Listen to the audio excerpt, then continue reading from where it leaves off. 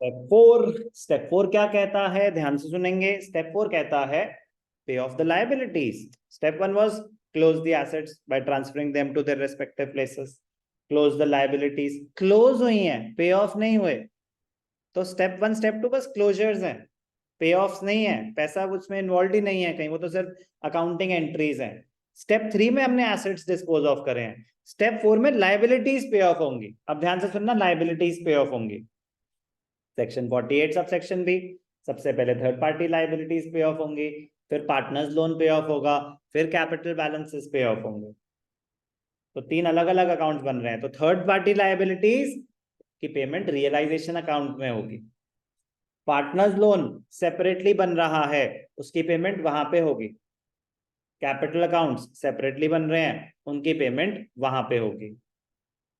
तो लाइबिलिटी का भी सेम होगा। क्या होगा लाइबिलिटी का, कि या तो हम मतलब फर्म पे ऑफ कर रही है, या कोई पार्टनर उसकी रिस्पॉन्सिबिलिटी ले रहा है। ए अग्रीड टू पे ऑफ द लाइबिलिटी, जैसे ए took over asset, A took over liability.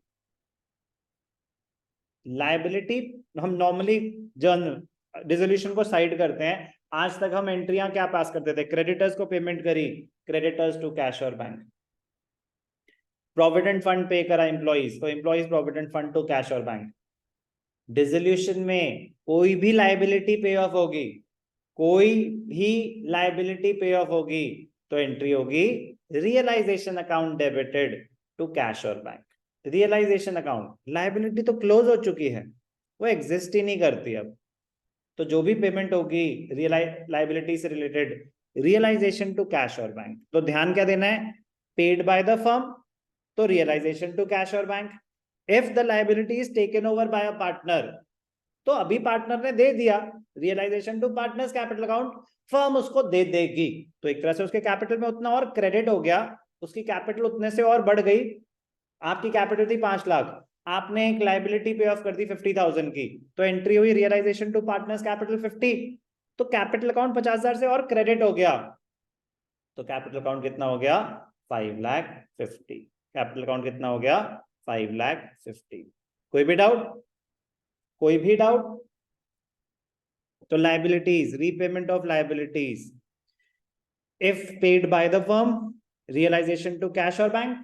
If paid by the firm, realization to cash or bank. Again, realization, settlements, these will be at agreed value. When the liabilities are paid by the partner, तो entry होगी realization to partners capital account. तो partner ने पे कर दिया, partner वो पैसे firm से रिकवर कर लेगा, उसके कैपिटल में उतने ऐड हो गए हैं, उतने टोटल एक्स्ट्रा देने पड़ेंगे। तो सर फिर देने तो फर्म को ही पड़ेंगे, पहले ही दे देती, अरे कन्वीनियंस। आप गए हुए थे, आपने उसका अकाउंट सेटल कर दिया, हमने कहा कोई बात नहीं, आप कर लो हिसाब, हम आपस में हिसाब कर लेंगे, अपनी तो फर्म है, बंद हो रही है तो क्या हुआ, पैसे तो मिलने ही है। कोई doubt? Presentation, journal entry clear है? प्रेजेंटेशन, तो रियलाइजेशन अकाउंट में डेबिट साइड पे क्या आ जाएगा, टू कैश और बैंक अकाउंट। क्या है ये, liabilities paid off, to partners capital account, liabilities paid by a partner. कोई डाउट, कोई भी डाउट? तो रियलाइजेशन टू कैश और बैंक, तो कैश और बैंक में क्या आ जाएगा, बाय रियलाइजेशन, बाय रियलाइजेशन। क्या है ये, सन्ड्री लाइबिलिटीज। और ये पार्टनर ने अगर करा है तो by realisation account sundry liabilities. कोई भी डाउट? तो क्या था ये, step four settlement of liabilities, settlement of liabilities.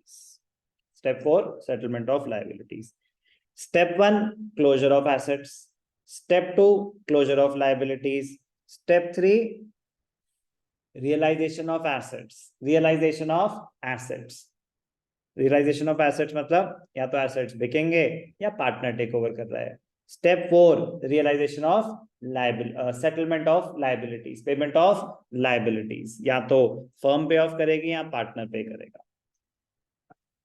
पहले इतना रीड करेंगे ध्यान से प्लीज, मैं बता रहा हूं आपको, एकदम से ऐसा आएगा कि हाँ चलो बेटा कॉन्सेप्ट सारे खत्म, अब क्वेश्चन करने हैं। और जब क्वेश्चन करेंगे ना, मैं आपको बता रहा हूँ पहले क्वेश्चन में स्टार्टिंग से लेके एंड तक ऑलमोस्ट सारे कॉन्सेप्ट्स यूज हो रहे होंगे, ठीक है ना।